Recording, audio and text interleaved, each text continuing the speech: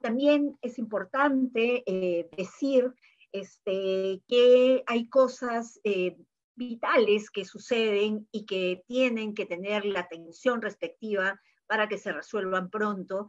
Es estos asesinatos que se han dado ya en medio de la pandemia a ambientalistas, ¿no? Acaba de morir Roberto Pacheco, que fue asesinado en Madre de Dios.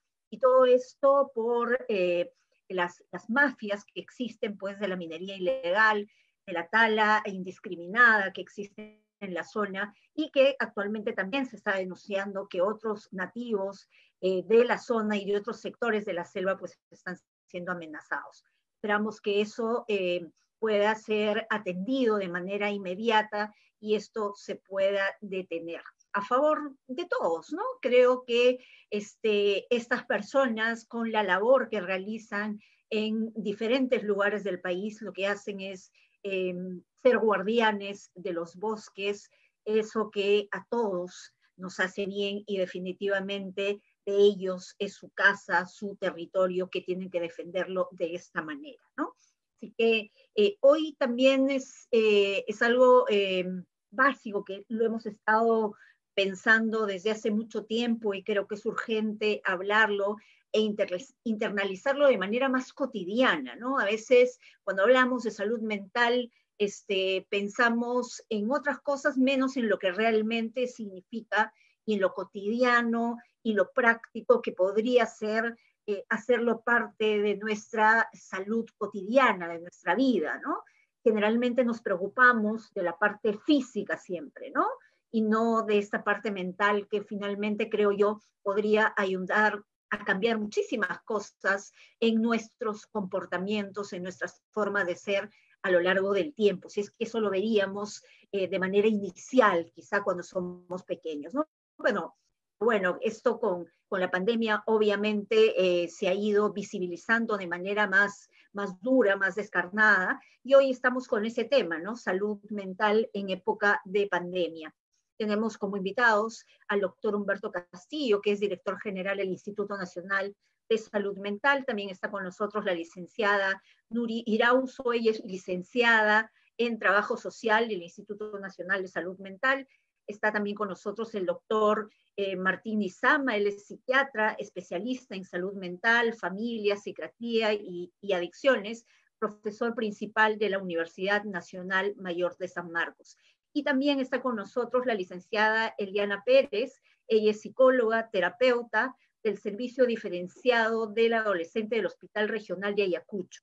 Y bueno, ella nos va a contar su experiencia y cómo se están trabajando algunas cosas concretas allá en la zona. La idea es que podamos tener a partir de los especialistas un panorama de lo que está pasando actualmente, pero también saber, aprender cómo podemos lidiar con esos temas que cotidianamente nos pasan y que a veces no sabemos cómo hacer o hasta qué punto necesitamos de un especialista. Doctor Humberto Castillo, buenas tardes, ¿cómo está usted? Bien, Sonalí, un gusto de estar en tu programa y a través tuyo saludar al público que te escucha, al público de todo el país y compartir con ustedes también estas emociones, estas reflexiones en torno a lo que todos estamos viviendo por este tema de la pandemia. Y bueno, estamos para reflexionar juntos y responder tus preguntas. Exactamente, doctor. Una de las cosas que dice la Organización Panamericana de la Salud es que atender la salud mental y el bienestar psicosocial en momentos de emergencia es tan importante como atender la salud física, definitivamente. ¿Cómo han activado, tal vez ustedes, esta plataforma de apoyo o cómo han visto avanzado este tema durante tantos días ya de pandemia que han representado diferentes medidas, ¿no? Y sabiendo, digamos, la realidad de que todos estamos siendo golpeados, pero cada persona de manera distinta. Sí, Sonalí, creo que antes de responder específicamente la pregunta sería bueno podamos comprender lo que pasa con las personas en estos momentos en el mundo, en el campo emocional, digamos, ¿no? Los seres humanos estamos equipados con emociones, por decirlo así. O sea, una emoción es la que nos permite adaptarnos a las diversas situaciones que vamos viviendo. Por ejemplo, mencionabas el fallecimiento de Alicia Maguiña, ¿no? Y Sí, seguramente las personas que han estado más cerca a ella sienten, de hecho, una pérdida muy grande. Nosotros sentimos la pérdida de una figura artística, ¿no? Y también nos emociona. Y entonces las emociones son las que nos instruyen para adaptarnos a los cambios. O sea, la vida está cambiando permanentemente y una emoción nos ayuda a adaptarnos a ese cambio.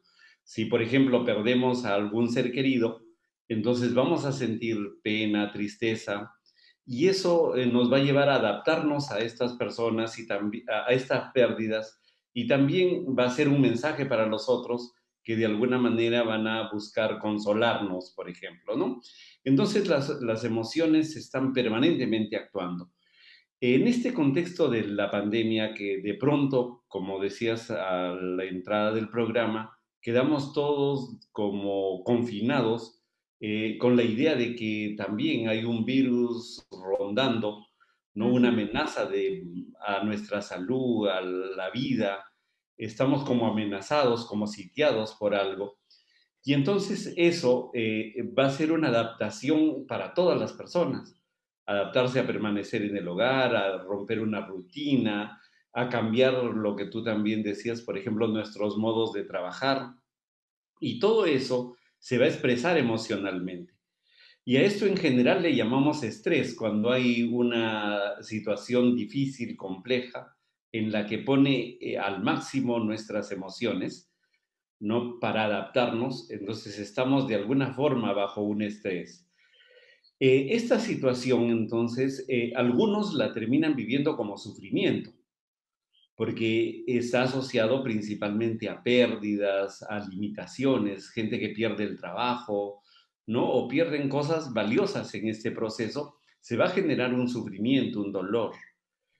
El punto es que no todo sufrimiento es enfermedad, ni todo ujú, sufrimiento requiere una atención especializada, una atención profesional, ¿no? Generalmente las sociedades, las comunidades, estamos organizadas, ¿no? Y acostumbradas, y está en nuestra cultura mecanismos para apoyarnos, para calmarnos, para salir de las crisis.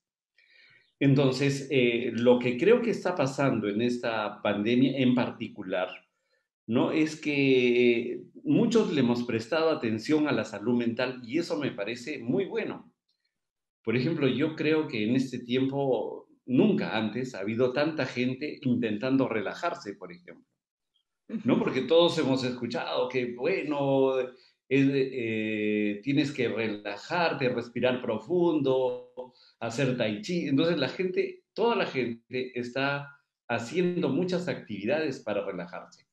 También, por ejemplo, se han enseñado y todos hemos aprendido y compartido técnicas para no aburrirnos, técnicas para calmar también nuestra conflictividad, para llevarnos mejor, aguantarnos un poquito más los unos a los otros, ¿no? Entonces ha habido un aprendizaje, me parece. Pero de hecho, también la situación, al ser muy difícil, lo que va ocurriendo es que no todas las personas tenemos la misma capacidad para enfrentar situaciones difíciles. Así como, por ejemplo, si se trata, no sé, pues de bailar una danza, no sé, por ejemplo, una marinera, ¿no? O un guayno. Cada quien va a tener diferente capacidad. Algunos en un zapateo ya estamos sacando la lengua, Ah, digamos, ¿no? ajá. Pero otros van a poder resistir más, o unos, por ejemplo, van a poder subir, caminar, subir un cerro y otros no. Así también hay una especie de capacidad mental, emocional, para resistir situaciones difíciles. Y a esto en general le llamamos resiliencia. O sea, hay personas que resisten el golpe, ¿no? Y el golpe y lo amortiguan y no quiebran. Pero hay otros que un golpe, a veces no tan fuerte, les termina quebrando. O sea, algunas personas, una ruptura sentimental o alguna pérdida del trabajo, de alguna otra actividad o de una rutina, les termina quebrando. Y es ahí donde entramos los que de alguna manera nos dedicamos como a reparar estas estructuras emocionales, que ya somos los profesionales de salud en general. Y sobre esto, antes, los reparadores éramos básicamente psicólogos y psiquiatras.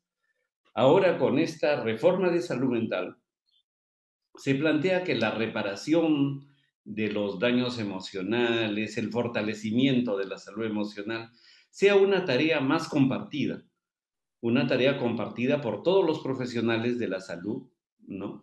Pero también lo que vamos avanzando es que para cuidar la salud es importante hacerlo en la comunidad, porque, digamos, al interior de la familia nos podemos cuidar unos a otros, pero más aún en la comunidad. Y ahora se ha estado viendo muchas respuestas familiares, comunitarias, para cuidarnos los unos a los otros y buscar restablecer un poco este equilibrio. Entonces, para restablecer la salud mental utilizamos medicamentos, pero también utilizamos algunas acciones profesionales tipo terapias, pero también muchas acciones comunitarias. Y entonces esto hace que la salud mental sea como una tarea de todos, un espacio en el que hay que compartir diferentes saberes, tanto los saberes que vienen de las ciencias biológicas, psicológicas, sociales, pero también los saberes que están en la comunidad. ¿No? Hay Ujú. muchos saberes andinos, muchos saberes populares que realmente nos ayudan a restablecer este equilibrio, a tener esta mayor fortaleza en términos de salud mental, ¿no? Claro, y Entonces, aquí se habla estamos mucho, como por yendo. ejemplo, de algunas cosas en el caso, por ejemplo, del altiplano, uno de los conocimientos es, por ejemplo, que habría que consumir la quinoa negra, ¿no? Que la quinoa negra tiene litio y ayuda un poco a darte cierta tranquilidad, ¿no? Entonces, pero esta, digamos, yo imagino que antes de la pandemia, bueno, mucha gente no se había preocupado de esta salud mental o no había acudido a pedir ayuda, digamos, como se ha hecho últimamente, ¿no? Porque se habla de que más o menos 44.129 casos han sido atendidos por los centros de salud comunitarios del Ministerio de Salud. Y eso creo que es importante también. Pero ¿en qué momento una persona, digamos, dentro de una familia, necesita esta atención de un especialista para poder sobrellevar algo que le está pasando mentalmente, ¿no? Sí, generalmente tenemos algunos indicadores que nos permiten reconocer cuándo ya una persona requiere un trabajo más especializado, digamos, de apoyo, ¿no? Y eso tiene que ver con cuando las emociones están como muy estancadas o están muy intensas y a pesar del esfuerzo que hace la persona, no lo puede restablecer. Por ejemplo, ¿no? Una persona puede, digamos, fallecer un ser querido. Evidentemente, esto nos va a producir pena, nos va a producir tristeza, dolor, ¿no? Y vamos a pasar incluso por momentos en que uno no lo puede creer, le cuesta admitirlo. Y vamos a pasar por momentos tal vez de sentirnos culpables, de sentirnos responsables, cómo no hice esto, cómo no lo llevé acá. Y puede llevarnos a momentos de angustia, de desesperación incluso, que se van a expresar, por ejemplo, en el llanto, se van a expresar a veces en una dificultad para dormir. Pero pasando los días, o sea, las personas empezamos a recuperar, Uh a -huh. darnos cuenta que ya asumir la muerte, asumir que no podíamos haber hecho nada, que era difícil, que así es, aceptar. Y esta tristeza, esta pena va pasando. Entonces, pero en ocasiones se estanca, se queda ahí y Exacto. no pasa. O a veces, por ejemplo, no sé, pues incluso puede ser que un perro esté ladrando amenazantemente y nos asustamos, pero luego nos damos cuenta que el perro está encerrado y entonces desactivamos este miedo, ¿no? Y seguimos caminando. Pero en ocasiones no se puede desactivar y por más que uno se dé cuenta, no lo puede calmar. O de pronto aparece un miedo de la nada, Sí. ¿no? Y Ujú. entonces en esos casos ya nos está indicando que el sistema emocional está trabajando mal y que necesita una reparación, por ponerlo entre comillas. Y la reparación puede ser biológica porque podemos reparar estos circuitos porque finalmente son conexiones. O sea, el cerebro es un sistema donde hay millones de neuronas que están conectadas unas con otras y a veces esas conexiones se pierden, se hacen difíciles, entonces recuperamos la conectividad y empieza a fluir. Pero en ocasiones también podemos, o sea, las personas como que vamos guardando todas las experiencias que hemos vivido a lo largo de la vida y tenemos como formas de entender, de reaccionar, y a veces estas formas son formas que ya no son apropiadas. Por ejemplo, no sé, pues cuando la mamá o el papá no nos cumplían un deseo, tal vez una forma era hacer un berrinche Claro. y con eso lograbas que te compren los caramelos o lo que fuere. Pero si ese mecanismo que funcionó cuando éramos niños, lo queremos hacer cuando tenemos 25 años o 40, entonces ya no tiene sentido.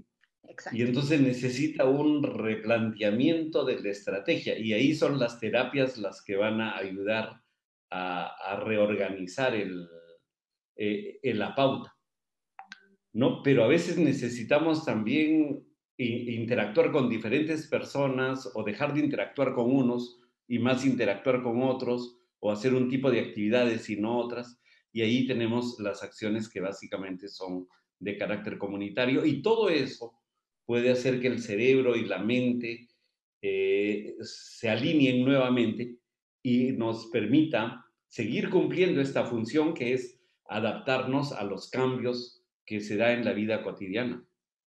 Doctor, entonces esta necesidad, bueno, que tiene también eh, que verse con mayor madurez, ¿no? Porque hay cosas que uno no las quiere asumir o quizá no es tan claro para poder darse cuenta de lo que pasa en realidad con nuestras familias, con alguien que tiene ese tipo de comportamientos. Pero una vez que se da cuenta, ¿cómo accedemos al tema de la atención, por ejemplo? Ahorita, ¿qué posibilidades tenemos? Porque además la salud mental, pues cuando se habla, por ejemplo, en el caso de seguros médicos privados, la salud mental no está incluida en los seguros, ¿no?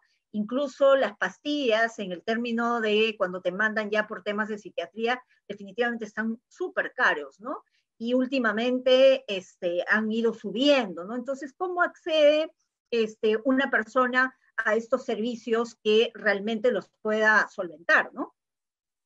Sí, Sonali, lo que dices es muy cierto porque la salud mental no era considerada parte de la salud. O sea, la propia Mm, medicina, la medicina se enfocó en el cuerpo físico, y se olvidó de la computadora, por decirlo así, ¿no? Entonces se ocupó de las partes mecánicas, del corazón, de los músculos, del estómago, de todas las partes del cuerpo, pero la parte de salud mental no lo consideró un tema de salud. Y eso ha estado siempre en el dominio de lo moral, en el dominio de lo social, ¿no? Por eso hasta ahora el concepto, por ejemplo, de discapacidad moral o discapacidad mental, ¿no? Todavía está en debate, porque lo sí, mental pues, y sí. lo moral como que se juntan, Ujú, ujú, ¿no? Entonces, por eso dice incapacidad moral, incapacidad física, y en realidad se podría traducir en mental. Si se ujú. tradujera en mental, estaríamos hablando de salud mental, como de salud física. Entonces, esto es relativamente reciente, bueno, no tan reciente, pero es como que difícil, progresivo, y recién el médico general va asumiendo que tiene que tratar también un problema de salud mental. Y el sistema de salud va recién cayendo en cuenta que tiene que tratar un problema de salud mental. Y entonces, frente a eso, estamos produciendo un cambio. Y el cambio básicamente viene de que antes estaba muy centrada en los hospitales y ahora prácticamente en el país tenemos 3 hospitales especializados y el resto no tiene, digamos, un espacio. Ahora la política ha cambiado en el sentido de que la atención, más que en el hospital, debe ser en centros que estén más cerca a la gente. Y entonces ya vamos con 154 centros en el país, pero justamente recién acaba de aprobarse un presupuesto también que probablemente incrementemos con 50 más, ¿no? Y necesitamos para todo el país aproximadamente 1.000 centros, Claro. ¿no? De tal manera que cada centro, cada grupo, cada población pueda tener a su alcance un centro de salud mental. Y el centro de salud mental es centro donde hay profesionales de diferentes disciplinas, donde también el psiquiatra es importante y clave, también el psicólogo, pero no solo ellos, también el trabajador social, la enfermera, el médico general, el médico de familia, pero además también incluye a personas, a expertos de la comunidad, porque a veces para ayudar a una persona, y seguramente Martín va a contar muchas experiencias porque él es uno de los pioneros en el trabajo con los pares, ¿no? O sea, a veces ayuda más alguien que ha tenido el problema, ¿no? O alguien de la comunidad ayuda más, no ayuda, no voy a poner más en sentido valorativo, sino ayuda Claro, también de modo es más importante. eficiente en todo caso. ¿Sí? Ujú. Claro, ayuda de modo importante en este proceso de recuperación. Entonces, ese es el cambio, esa es esta reforma de salud mental que nos pone más cerca a la comunidad para trabajar con ellos, no solo para ellos, sino también con ellos en el cuidado de la salud mental. Doctor, y también hoy día se anunció que se ha iniciado un estudio para conocer el impacto que ha tenido en la COVID-19 en el bienestar emocional, psicológico y social de los peruanos y peruanas. ¿Cómo se va a dar este estudio? Sí, mira, en el instituto tenemos una larga historia y experiencia de investigación porque es un instituto que va a la par la parte prestacional con la investigación. Es más, la investigación es la verdadera razón, digamos, y hacemos lo prestacional de apoyo, digamos, ¿no? Entonces, estamos implementando este estudio que justamente es para ver, para poder medir con más precisión el impacto que ha tenido, que está teniendo eh, la pandemia en la salud mental de las personas. Tanto en el lado positivo, ¿no? En el sentido de que de todos estos aprendizajes que podamos haber tenido, cuanto en el lado negativo, en el lado del problema, del síntoma o de la enfermedad mental. Cuánto ha golpeado esto a los peruanos, cuánto ha quebrado sus estructuras emocionales, cuánto ha incrementado el número de trastornos mentales eh, esta pandemia. Ujú. Y eso nos va a ayudar para tener una mejor orientación para las políticas de salud mental y para implementar mejores servicios, dar un mejor servicio a la población, ¿no? Me imagino que un servicio más personalizado, ¿no? Porque si ahorita, digamos, se habla de que el estudio se va a hacer a través de las redes, recordemos que hay muchas comunidades y pueblos en el Perú que no tienen acceso regular a Internet, digamos, entonces me imagino que iba a variar el tipo de estudio también, ¿no? Para conocerse la realidad de todos lados, porque en realidad es una de las situaciones es a nivel urbano y otras me imagino a nivel rural también, ¿no?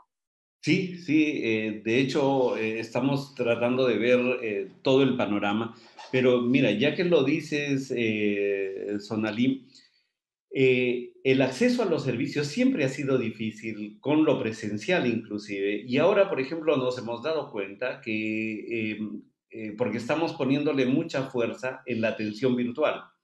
Uh -huh. Entonces, lo que vamos encontrando es que la atención virtual tiene mucha capacidad para ayudar a las personas, tanto y en algunas ocasiones menos, pero en otras ocasiones más que la propia La presencialidad. presencial.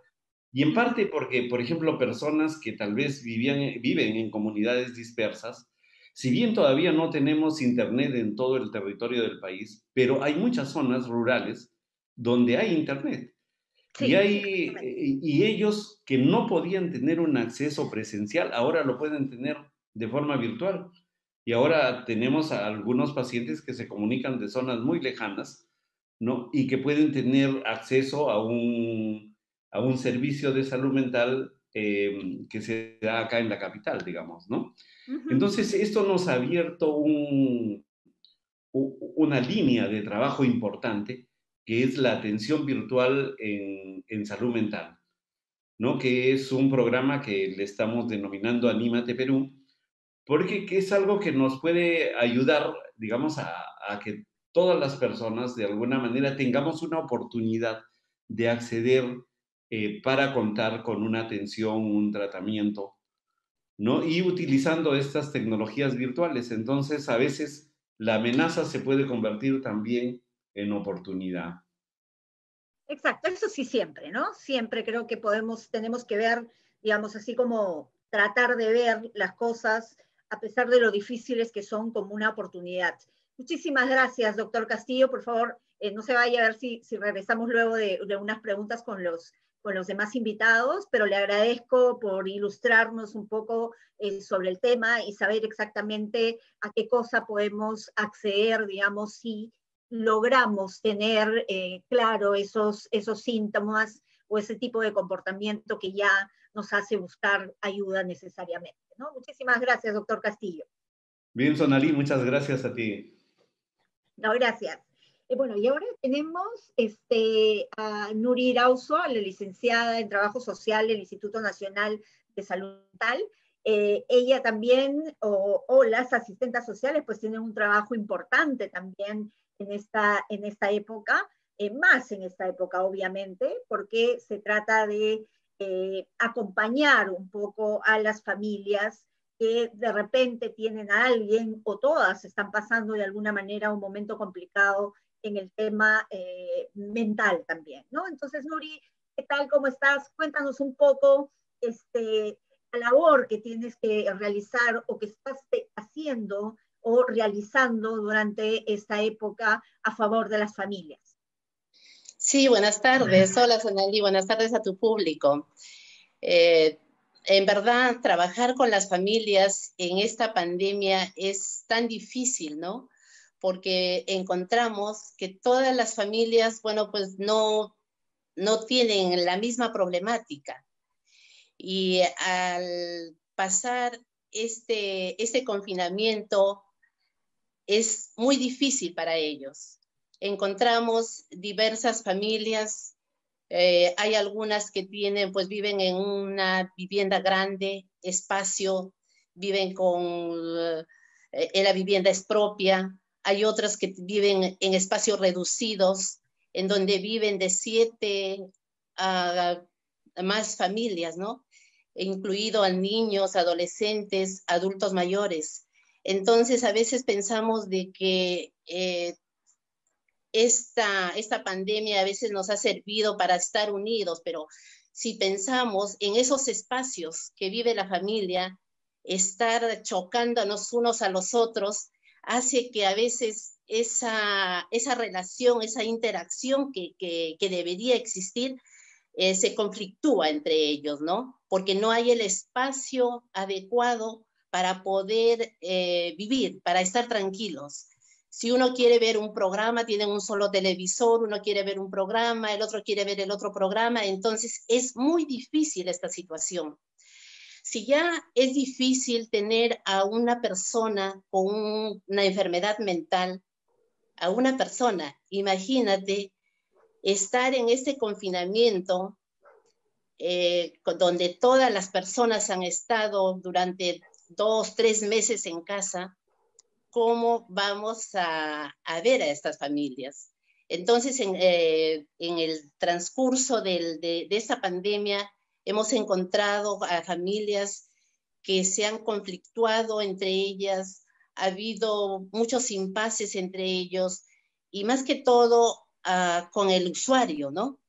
Con el usuario, y aparte que la familia estaba aparentemente sana, también hemos encontrado que ya la familia, por el mismo confinamiento que ha habido, se estresan, hay una ansiedad. Entonces, ¿y qué conlleva todo eso?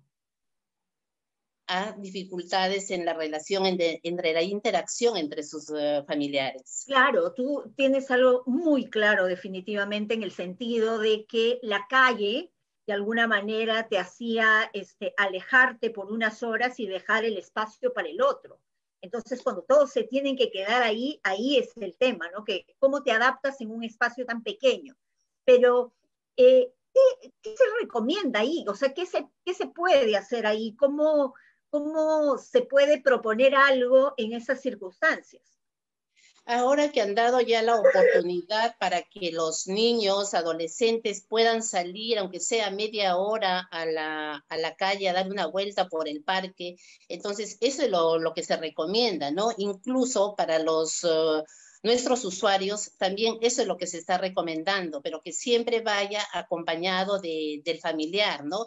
Porque a veces ellos dicen, oh, libertad, quieren irse a caminar más lejos, tomar un carro, irse más a alejarse del hogar, ¿no? Entonces lo que se sugiere a ellos es de que siempre estén acompañados por un familiar, por un integrante de la familia, ya sea el niño, ya sea el adolescente, un adulto mayor, y mucho más si es que es la persona, el usuario que está en tratamiento de salud mental.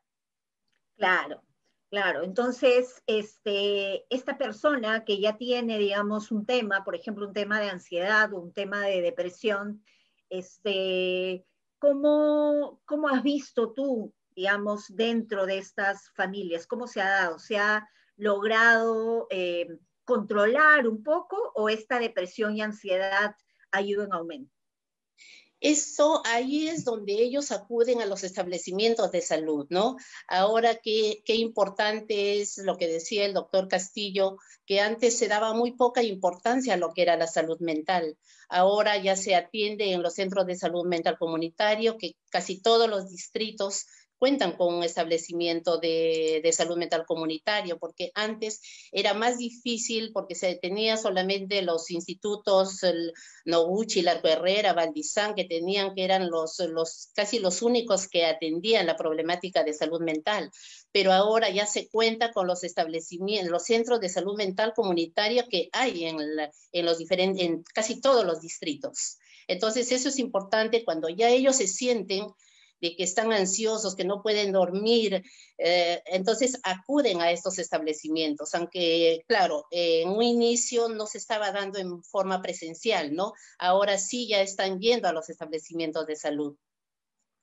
Muchísimas gracias, Nuri. Volvemos luego a seguir conversando. Voy a pasar con el doctor Martín Nizama. ¿Cómo está, doctor? ¿Qué tal? Buenas tardes.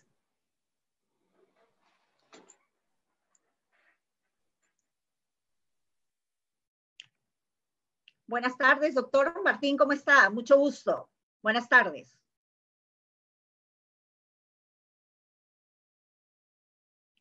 Su micro, por favor. Su micro, ¿Ya? ahí está. Perfecto, ahí lo escucho bien. Buenas tardes, doctor. Mucho gusto. ¿Ya me escucha? Sí, ahora sí lo escucho.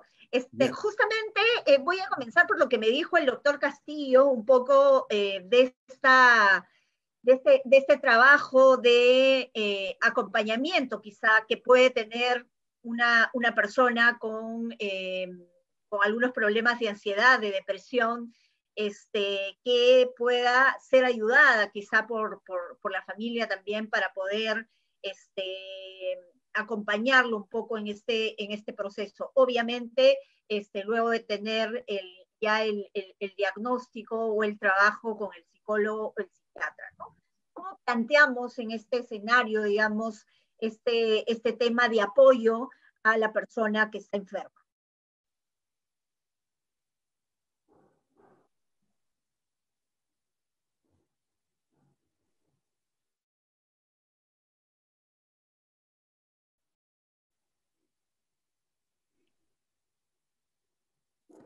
¿Ya? Sí, doctor, le escucho.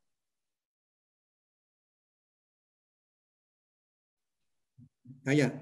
Bueno, soporte fundamental para afrontar esta crisis humanitaria en el hogar es la familia, el ente familiar, ¿no? El responsable y prácticamente el manantial protector más importante de la sociedad global. Y este patrón protector, ¿no? Lo que se llama salud mental, en fortalecer lo que se llama el amor familiar, la unidad familiar, la identidad, esa unidad familiar, ese calor familiar, ¿no? Esa unión es el factor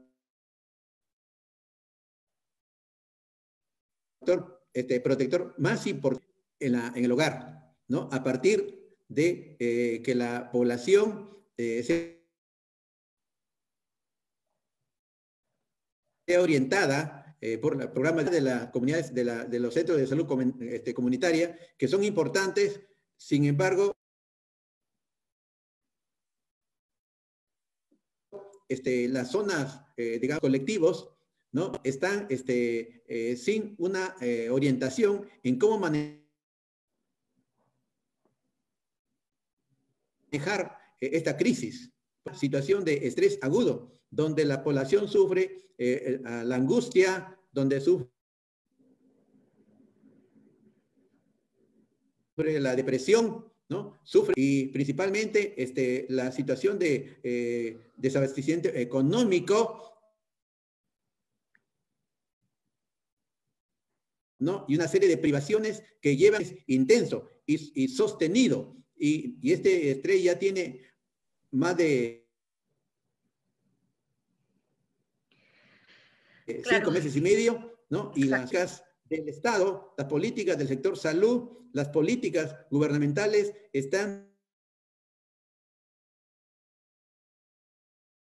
tienen que orientarse fundamentalmente, se dice, en la casa, en el barrio, porque los centros de salud mental comunitaria esperan que la persona vaya, pero va cuando ya tiene pánico o está con problemas hipocondríacos o con problemas somáticos.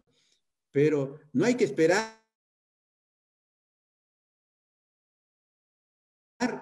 que se enfermen, mandarse a evitar, a prevenir y anticiparnos a las enfermedades, a los trastornos emocionales, principalmente los suicidios, la angustia, ¿no? Y ese trastornos en cuanto a lo que es el carácter, el manejo de emociones, lo que ya es inteligencia emocional, manejar, ¿no? El soporte, la resistencia frente a la adversidad. Y para eso, una familia adecuadamente informada, una familia donde haya complementariedad, ¿no? Y que protegida, apoyada por el Estado, ¿no? Sea en la selva, ¿no? Sea en la sierra, sea en las comunidades aborígenes, sea en la costa. Es decir, que la población debe sentir la mano protectora del Estado para proteger una crisis. El riesgo de enfermarnos es muy alto. Entonces, es responsabilidad del Estado, a través del Ministerio de Salud y los programas de salud mental familiar, la identidad, ¿no? La comunicación, la tolerancia y saber que pueden haber, ¿no? Problemas de aburrimiento, problemas de estrés, ¿no? Y sobre todo, a veces incomprensiones, pero todo hay una orientación en el campo de la salud mental que se llaman factores protectores. El factor protector más importante, amor familiar, es el cariño, es la dulzura, es la presencia de los Claro, pero padres, también, lo que se llaman los paradigmas. Y no exacto. solamente un proveedor, sino un paradigma, un modelo de cómo manejar la crisis, Sí, definitivamente, la doctor, adversidad, el sufrimiento. Sí. claro, definitivamente, doctor Nizama, yo entiendo esto de la protección familiar también, porque es muy importante, además, entender que no se trata, digamos, de decirle a alguien que tiene depresión o tiene ansiedad, tú puedes salir adelante. Ese tipo de cosas finalmente a veces no funcionan, sino hay otro tipo de apegos, de cariño que te puede ayudar a salir adelante, ¿no? Creo que lo que usted dice lo puedo resumir en el tema de que tendría que haber una mayor conexión para que la gente sepa, que se prevenga un poco para que la situación no desborde, ¿no? Para que la situación pueda enfrentarse de mejor manera en las familias y definitivamente puedan salir airosas de estos temas.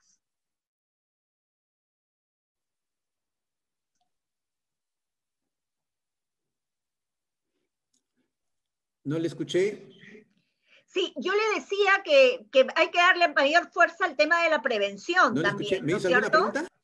Sí, Más. justamente le decía que lo que le entendía un poco, porque la señal está un poco complicada, es que hay que darle también fuerza al tema de la prevención, ¿no? Para que la gente sepa exactamente qué es lo que puede hacer, cómo puede trabajar las cosas en casa, para que esto no llegue a puntos ya que exploten, digamos, y que lleguen por algo que necesitan ya, digamos, urgente a temas que ya han desbordado un poco los primeros síntomas, ¿no? Ya. Muy bien. ¿Me escucha? Sí, sí le escucho. Ya. Bueno, lo que yo digo es que la promoción de la salud, la prevención es necesaria, pero la prevención trabaja los factores de riesgo. Pero en este momento vive el Perú, ¿no? Lo importante es trabajar los factores protectores y el factor protector más importante es el amor familiar, ¿no? Lo que se llama el calor familiar, el nido familiar, ¿no? Esa unión familiar, cuando tiene unidad familiar, cuando hay nido familiar, cuando hay cariño familiar, se siente protegida, se siente motivada. Los protectores significa darle a la comunidad familiar, ¿no? A la comunidad del barrio, y importancia que es cultivar el amor, ¿no? La identidad, por ejemplo, patrones de comportamiento, de conocimientos, gratificación y diálogo intensivo en la familia, más que la televisión, que muchas veces hace basura, que lesionan la salud mental del individuo, de la familia y la colectividad. Es el diálogo familiar, es música clásica, la lectura de literatura infantil. Por ejemplo, Corazón y Planta Naranja Lima, Juan Salva, música clásica, y también actividades recreativas, por ejemplo, jugar, ¿no? Bromearse, bailar, saltar, porque el ser humano necesita estar relajado, necesita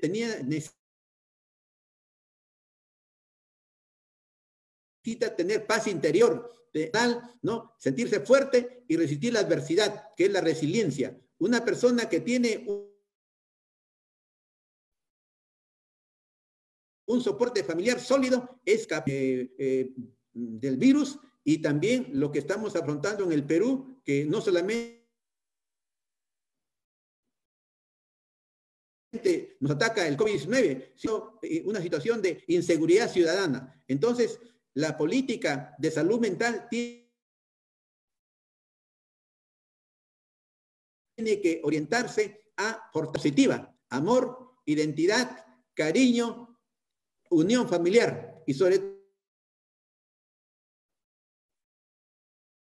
todo recreación sana. Hace mucho daño porque tiene programas que enajenan al individuo con los programas, lo que se llama la televisión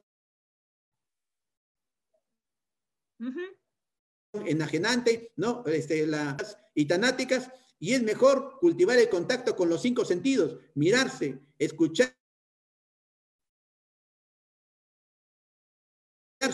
¿no? Abrazarse, ser solidarios. La familia es el bastión para resistir esa tragedia que sufre el Perú, tanto del punto de vista del...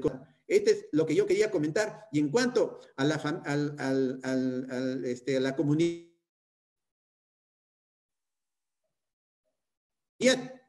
la comunidad para enfrentar comunitariamente esta pandemia, este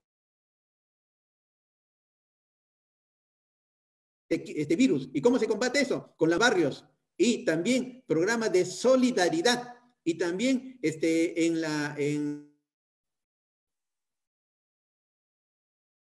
en cuanto a los medios de comunicación, con el morbo mediático, con esa repetición de noticias que enajenan a las personas y las estresan.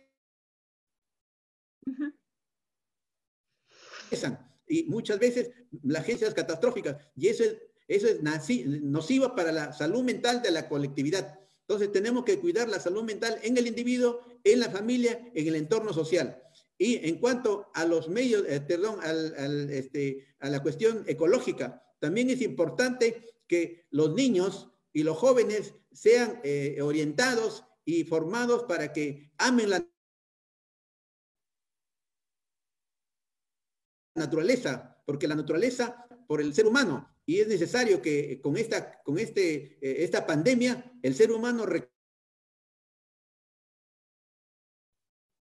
capacite, reaccione y a destruirla, sino para renovarla y sobre todo para respetarla. Y también el Estado tiene que tener a las poblaciones vulnerables, ¿no? Y promover la reconciliación del humano con la naturaleza, educar a la población orientadas a desarrollar la autoestima, ¿no? Y la comunicación asertiva. Y la identidad familiar, y no la familia se convierta en una fuente de consumo indiscriminado de bebidas alcohólicas o malos ejemplos para los niños, porque recuerden que el niño es un ser que está en formación y requiere modelos, y esos modelos primarios son el papá, la mamá y los adultos, de proteger la salud mental positiva en la familia, en la comunidad y en el individuo.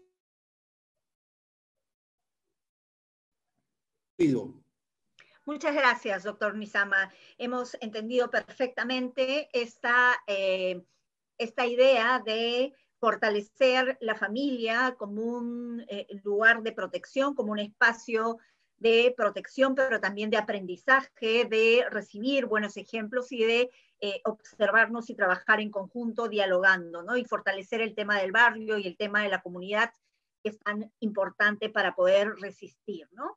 Finalmente, todo esto en conjunto, practicando como se practica desde hace muchísimo tiempo en nuestros pueblos originarios, el tema de la solidaridad y la armonía con la naturaleza, vamos a lograr más cosas. Muchísimas gracias, doctor Martín Nizama. Vamos ahora con nuestra cuarta invitada, que es Eliana Pérez. Ella nos acompaña desde Ayacucho.